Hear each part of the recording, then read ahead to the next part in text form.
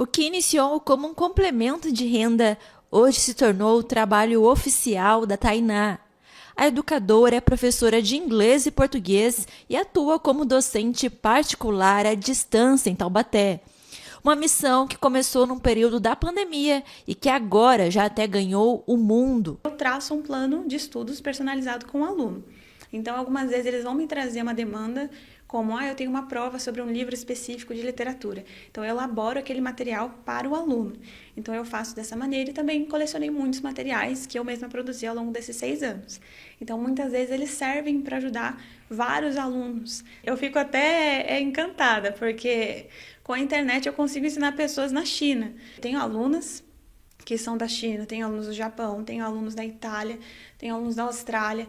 Então, assim, são alunos que às vezes são brasileiros, que querem aprender o português porque estão distantes. Às vezes os pais brasileiros e essas crianças cresceram nesse país sem aprender português, então me encontram e eu dou aula de português para eles. Então, não é só da minha cidade, mas também é do Brasil e do mundo ao redor.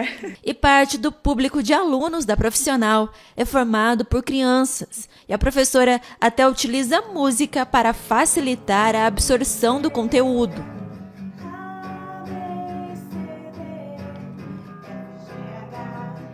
Algo que pode até parecer uma brincadeira, mas o trabalho por aqui é tão sério que possibilitou até a criação de um registro como microempreendedor individual em novembro de 2024. Mudou bastante na questão da formalidade, porque antes os alunos pagavam para o meu CPF e agora eles pagam para o CNPJ, então eles sabem que é uma empresa organizada, e eu tenho meu contrato, então assim, eu comecei a formalizar tudo mesmo no meu trabalho. Passa mais credibilidade para os meus alunos e também para mim, porque com o MEI a gente consegue ter mais benefícios. Se eu pago o MEI, os impostos, eu consigo ter minha aposentadoria, eu consigo ter auxílio saúde, licença maternidade, consigo ter o apoio do Sebrae, do Guerreiras Empreendedoras, eu consigo ter todos os benefícios que o MEI me proporciona. Assim como a Tainá, muitos empreendedores decidiram abrir um CNPJ nos últimos meses como MEI aqui na nossa região. É o que destaca a Fundação SEAD, com base em um levantamento em toda a região administrativa de São José dos Campos. Neste período foram abertos mais de 47 mil novos registros como microempreendedores individuais, no período de abril de 2024 a março de 2025. Os dados, a gente faz uma coleta de dados do cadastro da Receita Federal, né? A Receita Federal disponibiliza isso, né? A gente organiza, né, esses dados, né, de modo a articular, né, uma base de dados organizada que a gente fica com os dados tanto de empresa quanto dados de estabelecimento. Números que posicionam o Vale como a terceira região do estado com maior número de MEIs, ficando atrás apenas da região metropolitana de São Paulo, com mais de 417 mil microempreendedores individuais. E depois, seguida a região administrativa de Campinas, com cerca de 131.500 empreendedores. Já em relação ao número de empresas, a regional de São José abriu quase 23 mil no período analisado. Começar com o MEI e depois migrar para uma empresa consolidada, né, é uma boa estratégia, porque o MEI ele tem um limite de faturamento, né, e também só pode contratar um empregado, né?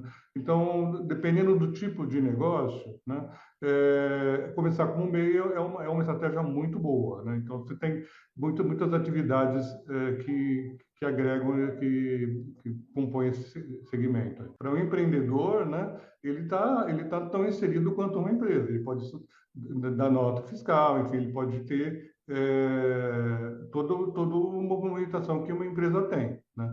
E a questão é só a questão do faturamento, né? E que tá no limite ali. Mas óbvio, se ele romper com isso, que é melhor para ele, né? Que ele está na linha de empreender, ele caminha para ser uma pequena empresa, né?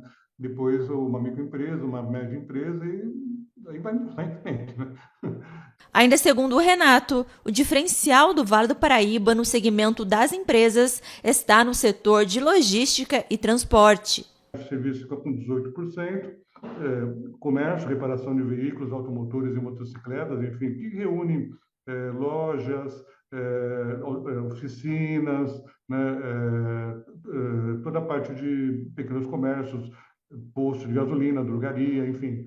Depois transporte, né? Transporte e correio, a gente pensa que logística, né? E aí é uma região bem posicionada para logística. Então é um diferencial da região essa questão da parte de transporte. Eu diria assim, talvez centro de distribuições e armazenagem, né? E a Tainá, agora após a formalização profissional, segue com os estudos e planeja ter uma lista ainda maior de alunos. Eu penso em crescer, sim, né, através das minhas redes sociais, através de um planejamento que eu tenho feito. Penso em atender cada vez mais meus alunos. Tenho estudado bastante para conseguir me especializar nisso. Inclusive, eu fiz uma pós em educação à distância justamente para conseguir aprender mais ferramentas, mais metodologias para conseguir ajudar os meus alunos. Então, meu planejamento de crescimento é voltado tanto para os meus estudos, quanto também para conseguir divulgar mais o meu trabalho. E para quem está pensando em começar a empreender, o primeiro passo é se planejar. Antes de investir, vale a pena fazer um levantamento dos custos, pesquisar bem o mercado, identificar se há demanda para o serviço ou para o produto que você quer oferecer. Também é importante separar as finanças pessoais das do negócio e buscar orientação. O Sebrae, por exemplo, ele oferece cursos e consultorias gratuitas que podem ajudar nessa fase inicial. Formalizar o trabalho como MEI pode garantir benefícios como aposentadoria, licença maternidade e acesso a crédito com juros menores. Então, começar certo pode fazer toda a diferença lá na frente.